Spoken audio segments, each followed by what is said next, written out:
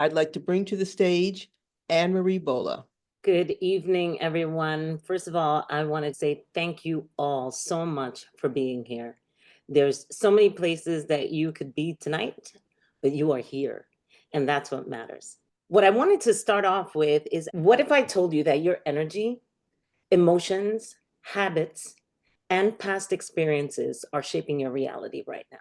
That may be a lot to think about, but a lot of the things that I'm going to share today is really to show you how that actually happens. I went on live the other day and I explained that I signed up for a comedy class and my body is still reverberating the energy that I felt on Monday night. I'm aware of that. And because I'm aware of this, I'm learning how to process it better. Everyone has a story, and this is mine. I went to public school all of my life. I started off at PS 46, 246, and junior high school in the Bronx. And I say this a little to let y'all know that I'm a little gangsta. That's part of my comedy set too. And that's why I told you all about it. I got accepted to the High School of Art and Design. And at that point in my life, I have to say that I really wasn't even thinking much about college or a lot of different things on how my path transformed over the years. It was not until my dad passed away in 1991. This was the last photo that I have with him. And because I had to take on responsibilities at home, now that he wasn't there, it was just my mom, my sister, and myself, and my little brother. I transferred out of art and design and I went to DeWitt Clinton High School in the Bronx. Little did I know how those emotional patterns started at an early age. I didn't even realize how my resilience was being built, but it was. And one decision started affecting the other. I'll share a little bit about conditioning as I share about the story. My dad's story was that he came to this country. I didn't know about this until his funeral. In our family, we didn't talk about it. They don't talk about the hardships that they went through. They never shared any of this. So it was not until he passed away when I was 15 did I hear my family say that when my dad came to this country, he had $36 in his pocket and he was sleeping on the bench of Central Park. And that's how he started. I know that that impacted all of the decisions that I made. When I was in Clinton, my sister was in Kennedy High School, and her counselor told her about SUNY Maritime College. And what they told us is that it was the only engineering school that was part of the state university system that was located in the Bronx. She wanted to go there because her boyfriend lived in the Bronx and she wanted to stay close by, and they had dorms there. And they sold us on the idea of why settle for just a degree. Not only did we get our bachelor's, but you would also get your merchant mariner's credential, in addition to making a lot of money and traveling around the world. When I heard that we could subsidize all of the clothing, the food, everything that you have to think about as a young kid, I could take out student loans for half of it. And we were getting help from the government. It was called the Educational Opportunity Program. Again, knowing these stories that I heard about my dad, I never wanted to let him down. And so this is why I decided to go to the military school. This is a little photo here of SUNY Maritime College. This was the training ship that we would have to go and travel. So in addition to doing our college degree, the 4 years, we had to do 2 months each year out at sea and learn on this training ship, but we got to travel the world. It may sound really pretty, but there was so much work involved because there was no maintenance staff. We were the maintenance staff. If the sewage tank or anything got broken, we were the ones to fix it. So it was a very hands-on learning experience. It was a steamship. I didn't even know what I was signing up for when I signed up, but I did it anyway, out of this obligation for family and for making our parents proud. For myself, I was the firstborn in my entire family to be born in America. And so all of that literally came with a burden that I didn't even know that I was holding on to. And so in 1995, we went to Virginia, France, and Italy. The second year in 1996, I went to Greece, Canary Islands, and Denmark. And then the last year, we went to Bermuda, Portugal, and London. And then in 1998, I graduated. And in 2000, this was the vessel that I shipped out on as a licensed merchant mariner. Eventually, I ended up working in construction because when I was out there, I made a mistake. And that's what really drove my entrepreneurship because I saw a gap on how I wasn't trained properly. And it really set the trajectory of my life. Again, subconsciously, not even realizing it. It was not until I went into entrepreneurship and I hired a coach and we sat down and we started talking. And she said, there is a reason why you became a training consultant, you gravitated toward that. And I'm like, no, I just like to teach. She's like, no, it's more. She kept on digging at me until I said, you know why this matters to me? I said, when I was out at sea, I almost blew up the ship. And she just said, that's the reason why. And so again, sometimes we're operating on a subconscious, not even realizing it. And sometimes it takes somebody to actually bring that out of you for you to raise the awareness around it. These were some of the buildings that I worked on. I share this because these aren't public projects. It was a private, and there was a extreme amount of demand for it to be done on time, on schedule. I don't know if any one of you have heard what the stories were like when people started working at Facebook, but it was such a competitive environment. And I have to say, it became this cutthroat thing. When 2008 hit, and the financial crisis, I would walk into work every day hearing that 100 people were laid off. Another set was laid off. And that in itself pushed me to work harder, not even realizing, again, the toll that it was taking on me. And so this particular building right here, the black one all the way to the right, that was the project that I was working on when this is obviously an AI generated image, but I was crossing the street, and of course, we could never not answer our phone, right? So I answered my phone crossing the street. The person on the other side didn't even ask me where I was, what I was doing. She said, hey, your blood results came back, and we believe that there may be malignant cells. I just stood there and I said, what? The diagnosis was one thing, but it was one or the other. Either I was going to get hit by a car or the diagnosis would have killed me. But it was the phone call that started all for me to go onto this journey. In my book, I call it a forced pause. When we're going nonstop, pushing ourselves to the max in these environments that I was working on, it was all about competition. I have to say, masculine driven, that I didn't even realize what was happening to me internally. And this phone call really steered the course of everything that happened afterwards. From everything that I shared, I really want you to think about your own story. Everybody has a story. I shared a little bit about what was mine. When we are out of alignment with our energy, what happens is that it shows up as disease. For me, I didn't know what emotions were because in my family, it was just get over it, just deal with it. And not even realizing how wake up every morning, go to work, do your job, come home, and being in this cycle of just going, rinse and repeat.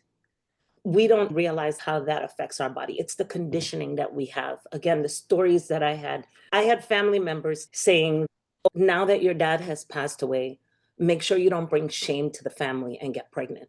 All of those things created this drive to succeed more and more and more. And I think what happens now is that where we're seeing this lack of motivation, I'm not generalizing or anything, but if you've never experienced some hardship growing up, you don't know what it is to or how to deal with that.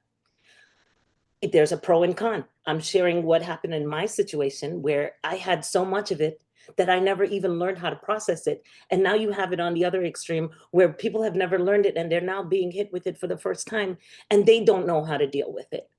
So this is where fear, anxiety, and all of these things are showing up in our society and we don't even recognize and realizing it. Research is now showing what spirituality has been showing us for a very long time. This is a loop that show us this cycle of our thoughts. It actually creates an internal narrative about a situation. Then it affects the way that we feel. And those thoughts generate an emotional response. And then what happens is that our emotional response, it drives our actions. And the repeated actions become habitual behaviors. And over time, your behaviors identify how you see yourself. It now becomes your identity. So for me, I shared how I was constantly going, not realizing the reason why I went into engineering. My dad was an HVAC technician. Deep down inside, I felt I had to live out his dreams that he didn't get to follow through on. It helped that when we were younger, my dad didn't have two sons to take with him on job sites. He had my sister and myself. And so we were his helpers. We learned about HVAC at a really early age. So when I went to engineering and learning about the hands-on stuff, I gravitated towards that. Again, our early conditioning, not even realizing on how those things that happened to us early in our life has transpired into every single thing that we do today, because it's all subconscious. One of the people, which I'll share the books at the end, but Dr. Joe Dispenza, when I went to his event, he said that 95% of what we're doing on a daily basis is actually operating on the subconscious and not even realizing it. And the only way for us to interrupt these patterns is for us to become conscious. And so I ask you to put this in the chat. What is something you were told about your emotions, hard work, or success growing up as a child? The reason why I'm asking this is I really want you to start thinking about it, because we're not asked these questions on a daily basis. In our conversations with our friends, in our situations that we are around, no one really asks us these things. Like, how is it that who we are today was shaped based on the things we learned growing up? During the pandemic, I ended up having a lucid dream, and it felt so real that it actually put me down this path of understanding the correlation between energy and chakras. My background is Indo-Caribbean, from an Indian background, but in the Caribbean, we didn't learn about chakras. The time that our ancestors moved to the Caribbean, British colonialism had stopped that practice. So it was really taken away from us, not even realizing it. And during the pandemic, something naturally drew me to it. Because I have the science and engineering background, I started understanding our emotions based on an energetic frequency level. This is a slide which is called a scale of consciousness. It's something that Dr. David Hawkins created. What I started realizing and seeing is that we have all of these emotions that we feel, not realizing how they actually emit a frequency. So when I started realizing that fear, grief, shame, and guilt were all of these low energy centers, it was actually conditioning my body and not even realizing. Remember, I said, make sure you don't bring shame to the family. That lived in my system. And if we don't learn how to process those things, it shows up as disease, not even realizing it. But as we move into higher frequencies, we elevate ourselves and we start operating more consciously, and it emits to other people. When I was on the ship, I'll use this analogy here. There's a science of energy awareness that I was exposed to, and I'm here to share it with you. We live in our homes, and think about this. I showed you the examples of the luxury buildings that I used to work in. The reality is that when I had to explain to people what it is that I do, I would tell them, listen, you could have the most beautiful view out of your apartment, but if you don't have electricity, you don't have warm water to shower, water to flush your toilets, or HVAC, heating, ventilation, and air conditioning within your apartment, you have nothing. So where do we get that? We plug something in, and that comes from a power source like Con Edison. We all have energy available to us that we could plug something into an outlet and we get energy from that. On a ship, it's different because there's something called a generator. There was a process that when we would arrive in port, we would have to synchronize the frequencies in order for us to switch from our own ship power to shore power. And at first, when I was in school, it was a safety. Make sure that the frequencies match, else you could blow up the entire thing. That analogy, a ship is basically like a moving power plant. And what sources all of the energy is a generator. And me knowing what I know about generators, inside a generator, there's magnets. And this rotation of the magnets creates a force field that gives the energy and produces electricity. When I started learning about our body, our heart actually acts as a magnet. When you see the heart monitors that they put on you in a hospital, that is energy that's flowing through you, and our heart is the center of that. So this was mind-blowing for me. And as an engineer, I never liked reading a lot. But if you gave me a math problem, I would sit with it for days until I figured it out. And so when I had my strange dream and I saw energy and it felt like a sign and I felt like I was about to levitate a couple of times, that freaked me out so bad that I started learning more. And like I said, current research shows that our emotions, how we feel, is affecting our health. And so if we don't learn how to control this and learn how to manage those energetic frequencies, we are heading for chaos. And because I went through that, I don't want to see anybody else go through that. So I feel like that is where my mission has been brought to light. Who we are at different points in our life is what we will attract. Part of one of the exercise that we're going to do for the follow-up of this is an assignment on how you could start doing this. Because the truth is, if you don't make any changes, you're going to get the same result. To operate where you're doing the same thing that you've done in the past and expecting a different result, that is Albert Einstein's definition of insanity. And the only way that you can get a different result is that you have to interrupt the patterns. There are patterns in our life that has kept us exactly where we are. Every single thing that we have around us, from where we live, the amount of money that we have in our bank account, is all driven by our patterns, our habits, and our behaviors. Tony Robbins' Awaken the Giant Within was the first book that I listened to that gave me the drive to start my own business. I had to learn about habits. And after my diagnosis, The Power of Habit was the book that I listened to. And then when I realized how our habits affected us, I had to master it a little more. And I learned about atomic habits. Energetically, I have to say that I was coming from a very strong, forceful way. If anybody knows how Tony Robbins operates, he's very aggressive. He's very in your face. Energetically, I was drawn to him. But when my heart opened up differently during the pandemic, energetically, I was attracted to Dr. Joe Dispenza's work. That entered my life. I now had to understand all of these patterns. I learned how to do them, but now I had to unlearn some of them. And so that's what came into my life. Last year in 2024, I felt like the universe was trying to tell me something also, and it created a financial pause in my life. I was saying that I wanted to do certain things in my life. I wanted to do a TED Talk. I wanted to write a book. I wanted to do all of these things, but I was not taking the necessary actions in doing it. So what was happening is that I was saying one thing and I was doing something else. So I was out of alignment. But the moment that I started saying and doing the things that I wanted to do, things started opening up. For me, when I share and I talk about the signs, I've noticed that when I stay within my word and I follow through on the things that I say that I'm going to do, there's this energetic alignment that starts happening. And then magically, things just start flowing into my life. And the only way that I can explain it is the way that I'm sharing it right now.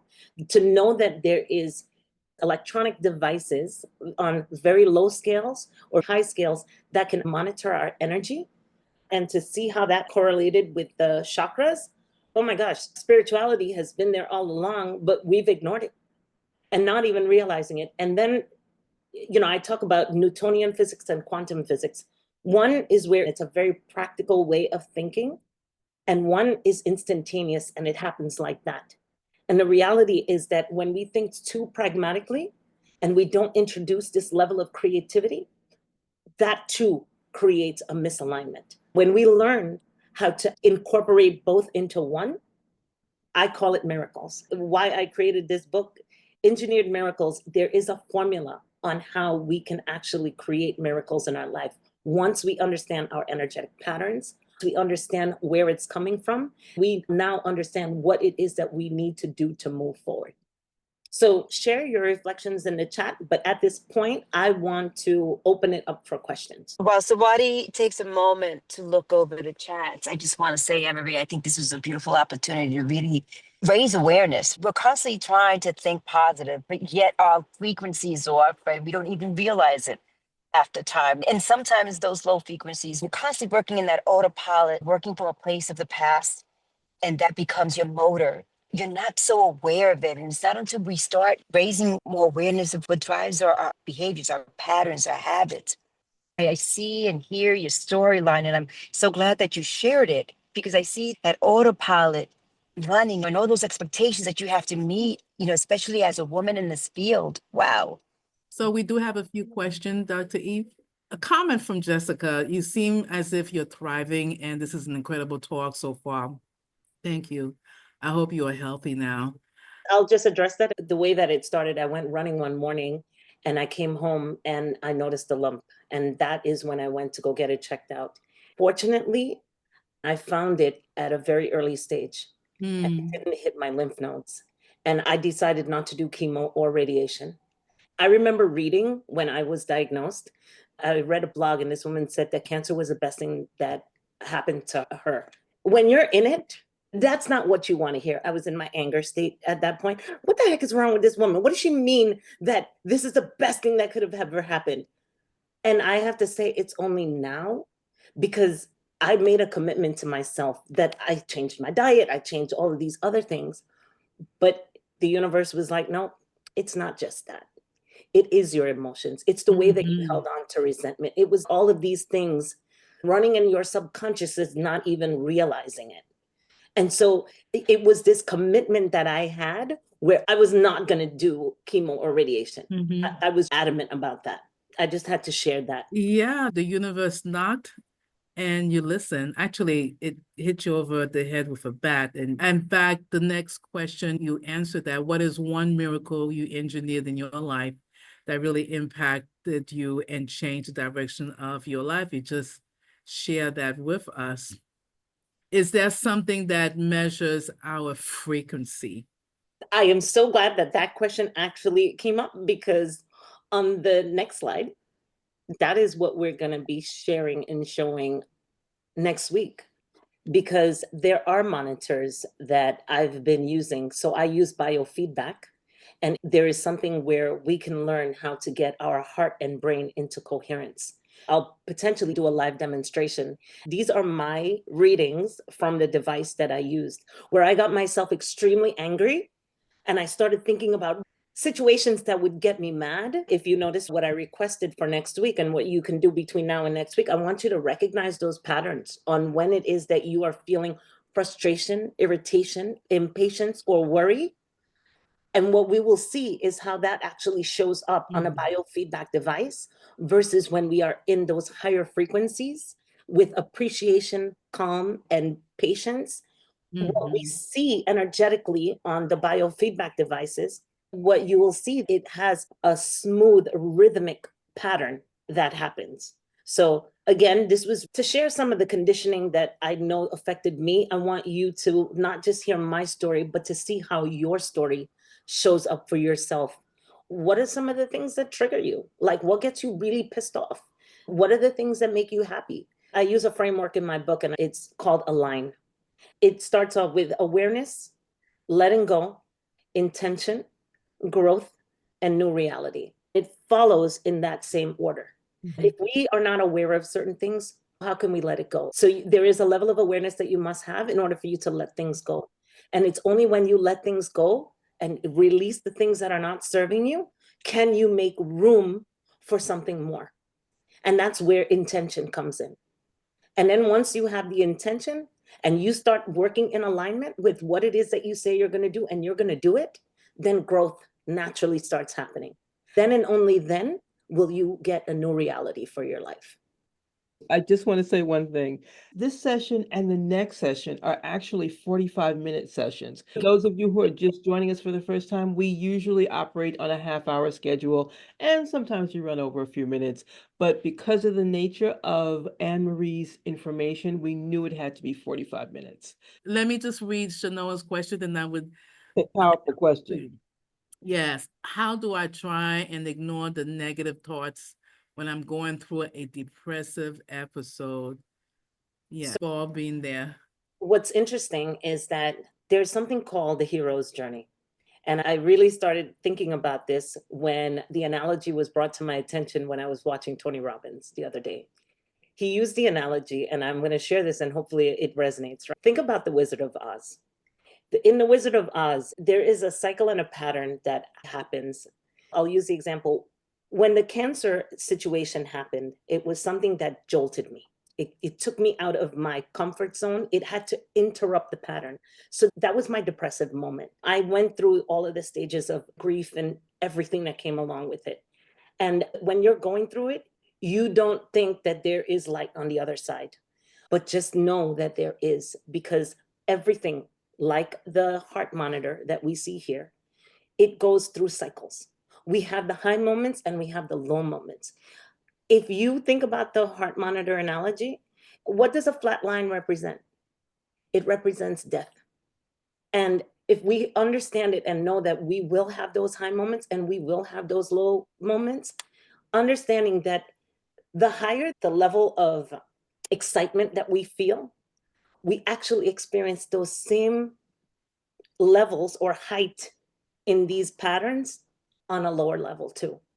And just know that as we have winter, spring, summer, and fall, and we go through these patterns, our body and our life is going through this. But now we have to recognize that it's always going to be there. It's how are we going to deal with it, taking it with ease and grace. I'll go back to what I was saying about the Wizard of Oz. Dorothy is in this whirlwind. It starts off the movie in black and white. There's a tornado. So that was a disruption in her life. She lands in Oz, and now all of a sudden it turns to color. It was basically like a shift that she had to have. And then now I just want to go back home. I want to go back home. Well, there's things that you have to do. You have to follow this path. She's resistant at first, but then she does it anyway. As she makes that change, what happens? She meets three people: the Scarecrow, the Lion, and the Tin Man. And in that order, also, we have to get rid of our fear. We have to gain courage. And then we also have to open up our heart. It may seem so simple, but when he broke it down and he explained it like this, she finally meets the great wizard. And you think that, oh my gosh, this guy is so powerful. And only to find out that all you had to do was basically click your heels and say that there's no place at home. Think about the messaging in that. Like, what? I had the power within me all along? That was mind-blowing for me. And then when you realize how everybody's story, no matter who they are, it follows that same pattern.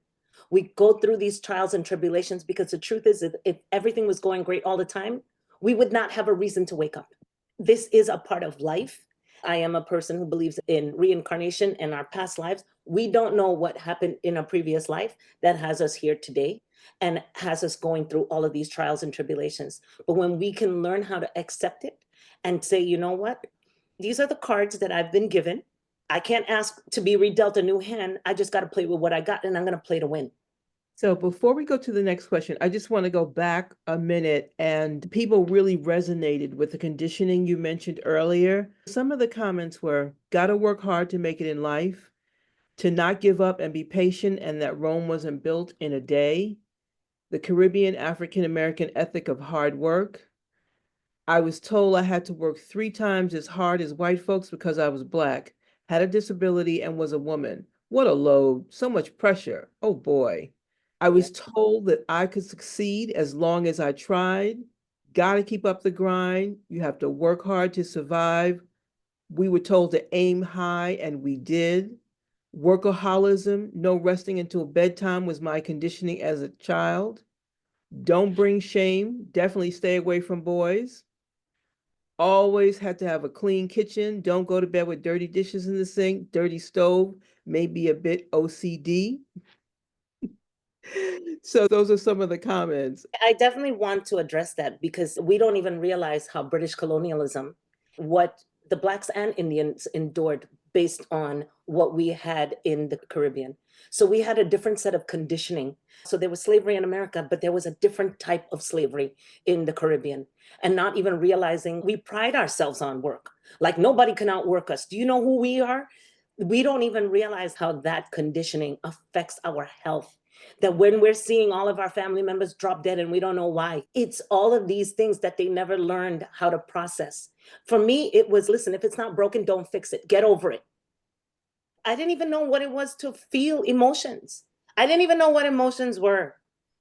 I had to really like look at a chart to start and think like, oh my gosh, what am I feeling right now? I was numb to it. When I even heard the Me Too movement, I was like, what? If you like, go get a new job. Not even realizing not everybody experienced my life. Not everybody experiencing a death at 15 years old or all of these things that I endured.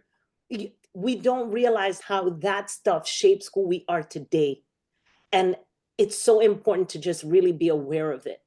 Anne Marie, the wonderful thing now is that there are a whole crop of women coming behind us, mainly Black women that I've seen so far, that are freeing themselves of that continuous work, keep your head down, grindstone type of life, and understanding that they can free themselves up, that they can work, but there's something outside of work that also drives their lives as well. And they're looking at those things now. Absolutely. And I think that's the era that we're living in right now. Alicia calls it, we're going through the new industrial revolution. For me, it's a technological revolution in addition to an emotional evolution. Our next question is, how can you commit to yourself if you don't feel like you deserve it, despite knowing you do?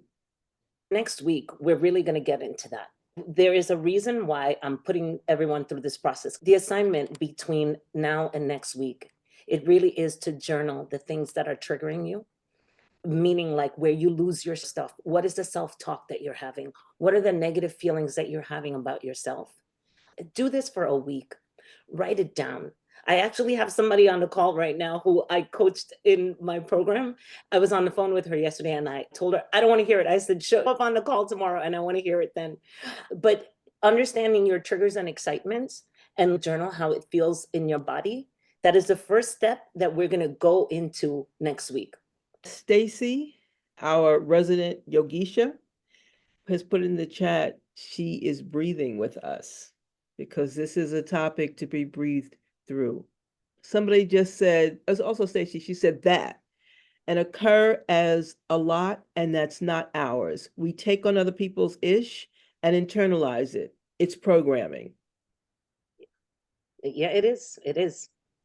At this point, I will ask Sanjuhi, and for disclaimer, she's actually my cousin. It's hard to coach your family members, but the reason why I've poured so much into her, it's because she's one of the few people who has listened to the advice that I've given her. And I really want her to share honestly. Our monthly call was I said, tell me what is still showing up for you. So Sanjuhi, if you can unmute and share, I would love that. Yes, thank you. It's great being here with everybody tonight, and I love the conversation. So, yes, I am Anne Marie's cousin, and it was the 8-week course last year. And I had never done anything like that before in my life. Again, coming from a Indo-Caribbean background with immigrant parents, you're not taught feelings. You're not taught to feel your feelings or express your feelings, especially in a healthy way. The main feelings that I understood were anger and frustration and annoyance and getting triggered very easily and taking things out on other people. And through doing that course with her, I was able to differentiate from myself when I get triggered, what triggers me, what makes me happy, what energizes me, what drains me, and really pick up on the patterns when I'm with people in my life and how I show up in their life and how to better show up in their life. So since then, in these few months since I ended the course with her, I have gotten such a better understanding for myself. When I feel myself getting worked up, it's not something I just push away to the side or live in that emotion. I'm like, oh man, I'm getting angry. Let me take a step back and I can catch myself now. I'm on like a higher mode of functioning where, yeah, before I thought I was a fairly high functioning person, but now I'm able to realize that I had the story running in my head of like, I don't want to do the dishes. I don't want to do the laundry. I'm too tired. It's like I had all these of I don't wannas. And now I'm on this mode of operating where the thought will come into my head, but my body is already up and like I'm already doing the dishes, I'm already doing the laundry, I'm already sweeping, I'm already doing whatever I have to get done, the errands that have to get done that I've been pushing off maybe for like a week or so. I'm like, no, I'm gonna get in my car and I'm gonna do it. And before I know it, whatever I need to get done is done. And like I astound myself. I'm like, wow, I did not realize that I could just do all these things and without even really thinking about it because I'm just on this mode of, I guess, consciousness that I wasn't on before. And so, yeah, that's been my experience with her. Thank you for sharing, Julie. Thank you. Thank you for having me. So we've got thank yous in the chat. Okay, somebody else shouted you out. Very powerful conversation. The formula of engineering miracles. Thank you for sharing your story with us. And next week we're really gonna have to talk about the book because I don't think you bigged yourself up enough for this powerfulness. But that's Well, I had to run a promotion because I went to my school's Black History Month dinner and I offered it to them. For this week only, if you were to use the Amazon link, the electronic version is very affordable right now. They have this price hike where it continues. So if you don't buy it within a certain time, it's going to go back up to $10. I made it affordable enough because I have to say I made it less than a drink. I want people to really embrace this and just have it. It may not resonate with you today, but knowing that you've already purchased it, you'll say, you know what, let me go to it. And I really do go into a lot more detail on the scientific aspect of certain things and the process of understanding the formula for miracles in the book. Again, recognizing the awareness within our body and how that feels is really the first step. And that's why this part is so important because you would be surprised. For me, I would get into arguments with my mom. And before I know it, like my intention was never to get into an argument with her, but she would say something that would trigger me. And before I know it, I'm yelling and screaming. And then I would feel bad about it. And I really wanted to learn how to control that because the truth is, if we don't learn how to fix those things with our family, we could put on a facade for the world, but not until we deal with what's at home first will it resonate in all areas of our life. I use that example to share because it's something that so many people deal with, but they don't talk about it. And on that note, we're going to cut it here. I want to thank you, audience, for staying with us. We actually are over time. So I'm just going to run through a few more slides about Disrupted Down, what you can expect from us. But remember, journal your triggers, journal your excitements, and also how all of those things feel in your body. It's really important to capture it in the moment that it's happening, or really just right after. Don't wait hours and hours, because then you may forget stuff. And I'm speaking from experience. So coming up on Disrupted Down as Wellness Wednesday, every Wednesday at 7:30. This is our link. Anne-Marie will be back for part 2, Harnessing Your Hidden Forces, and she's got a special gift for us. On March 19th, Passage to Joy, Disrupting Depression. On the 26th, Unlocking the Secrets to Longevity and Vitality. And then on the 27th, which is not a Wednesday, we are introducing a series called Web3 Unlocked. And the first of that series is Redefining Work, Wealth, and Innovation. And our next slide talks a little bit more about the 4-part series on what you can expect. You can always feel free to take a photo of any of our slides. You can join our Telegram community. This is our QR code and the link, bit.ly Disruptor Tribe is there. Oh, and I forgot to say one thing. Let me back up one moment. Please subscribe to our YouTube channel, youtube.com/DisruptorDAO, DAO. We are constantly dropping content of what we do here on Wellness Wednesdays. So with that, we're going to say thank you, Anne-Marie. We look forward to having you next week. And from the Wellness Wednesday team, we're going to say good night. All right. Good night, everyone. Thank you all so much for being here.